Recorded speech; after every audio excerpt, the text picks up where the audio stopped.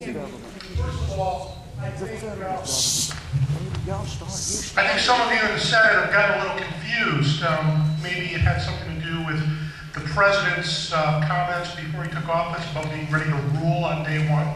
Your job, Senator, is not to rule. Your job, Senator, is to represent.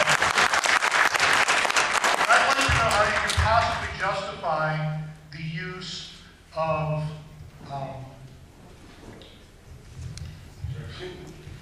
how we can possibly justify trying to pass health care legislation with a 51-vote majority, given that reconciliation has not been used previously. In most cases, we had a big controversy a few years ago when the Democrats blocked the appointment of judges, and we wound up not using it because it is extremely rare.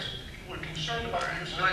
Given that public opinion is overwhelmingly against the healthcare reform hasn't been presented, I wonder how you can justify using it for such a contentious issue. Well, let's be clear about reconciliation. I don't use reconciliation despite what people are on to pretend here. The reconciliation is used just about once a year. Sometimes I support it, sometimes I don't. I support it. Wait, well, it shouldn't. It has to. You're right. The bill has to produce deficit reduction. That is the rule. That is the rule. And that's the only basic rule, although you're not supposed to be putting mostly policy stuff into it. That's why I oppose doing the big Senate bill by reconciliation.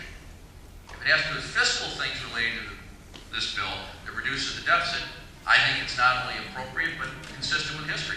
Bill Clinton's deficit reduction plan, 1993, reconciliation. The welfare reform law that we passed to eliminate welfare, I voted for it. Reconciliation. Bush's tax cuts actually caused a big hole in the deficit, but they managed to cook the numbers in some way. I voted against it, but it was done through reconciliation. So it's a pipe dream. If you think that reconciliation isn't a normal procedure, it is, but I only will support it if it's done appropriately. And it has been done by both parties, I think, too often. But the idea that one party's done and the other one hasn't simply isn't true. And it's been done on some pretty big bills. Curtis Lowenstein